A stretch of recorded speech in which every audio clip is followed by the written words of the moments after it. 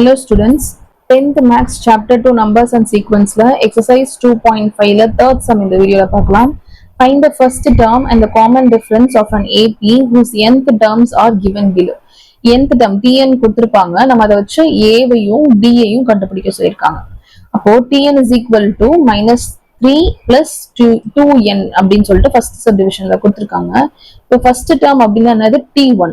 So n க்கு பதிலா 1 substitute பண்ணோம்னா first term கிடைச்சிடும். So t1 is equal to minus 3 plus 2 into n க்கு பதிலா 1 போட்டிருக்கோம். 2 into 1 னா 2 தான். So minus 3 plus 2 which is equal to minus 1. So a ஓட வேல்யூ என்னது minus 1. அடுத்து d கண்டுபிடிக்கணும். d ஓட ஃபார்முலா என்னது? d is equal to t3 minus t2 is equal to t2 minus t1. இப்போ நமக்கு என்னென்ன வேல்யூஸ் தெரியணும்? 3 ஓட வேல்யூ, 2 ஓட வேல்யூ அப்படி கிடைக்கணும். t1 ஓட வேல்யூ நமக்கு தெரியும். ஸோ இதுக்கு வந்து கண்டுபிடிச்சு வச்சு அப்போ t2 கண்டுபிடிக்கணும்னா n-க்கு பதிலா tn-ல வந்து n-க்கு பதிலா 2 சப்ஸ்டிட்யூட் பண்றோம். அப்ப இங்கேயும் 2 வரும். So -3 plus 2 into 2. ஓகேயா? t2 is equal to -3 plus 2 into 2 which is equal to 2 2s are 4. So -3 plus 4 which is equal to 1 அப்படின்னு வேல்யூ கிடைக்குது. அடுத்து t3 இங்க n-க்கு பதிலா 3 சப்ஸ்டிட்யூட் பண்றோம். So t3 is equal to -3 plus 3 into 2. Sorry, இங்க வந்து 2 into 3 n-க்கு பதிலா தான் வந்து நம்ம வந்து 3 சப்ஸ்டிட்யூட் பண்றோம். சோ 2 into 3 அப்போ வந்து 2 3s are என்னது 6. அப்போ -3 plus 6 which is equal to 3 அப்படின்னு வேல்யூ கிடைச்சிருக்கு. இப்போ t2 வேல்யூ கிடைச்சிச்சு, t3 வேல்யூ கிடைச்சிச்சு. இது வந்து t1 ஓட வேல்யூ. இதை வந்து இந்த d-ல சப்ஸ்டிட்யூட் பண்ணோம் அப்படின்னா நம்ம வேல்யூ கிடைச்சிரும். ஃபர்ஸ்ட் t3 minus t2 அப்படின்னா 3 minus 1. So t3 minus t2 is equal to 3 minus 1 which is equal to 2 அப்படின்னு வேல்யூ கிடைச்சிருக்கு.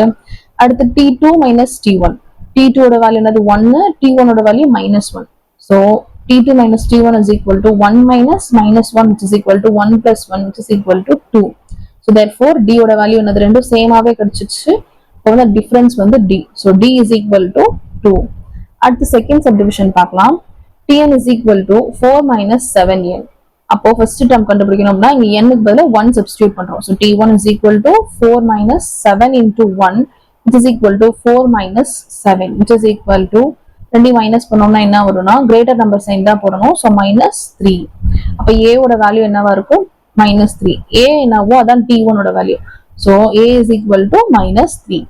அடுத்து t2 t3 கண்டுபிடிச்சோம் அப்படின்னா d கண்டுபிடிச்சலாம். So tn ஃபார்முலா அந்த கொடுத்திருக்காங்க இல்லையா क्वेश्चनல, அதுல வந்து t2 n-க்கு பதிலா 2 சப்ஸ்டிட்யூட் பண்றோம். So 4 minus 7 into 2 7 2s are 14. So 4 minus 14. அப்போ வந்து மைனஸ் பண்றோம். கிரேட்டர் நம்பருக்கு வந்து மைனஸ். So -10.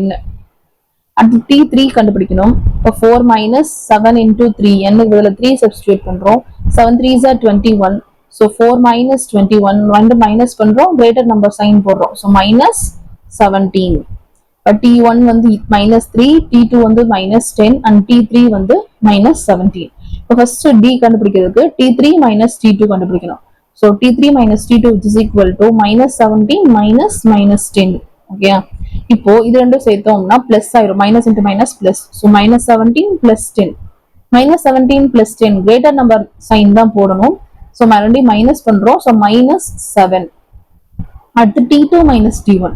t2 என்னது -10, t1 வந்து என்னதுன்னா -3. ஸோ அது ரெண்டையும் பண்றோம். So -10 minus into -3.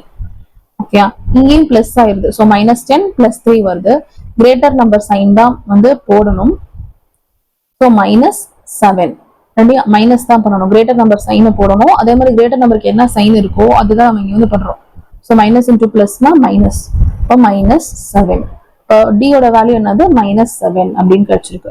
இந்த சப்டிவிஷனுக்கு a ஓட வேல்யூ -3 and d ஓட வேல்யூ -7. இதோட இந்த சம் முடிஞ்சு. தேங்க்யூ.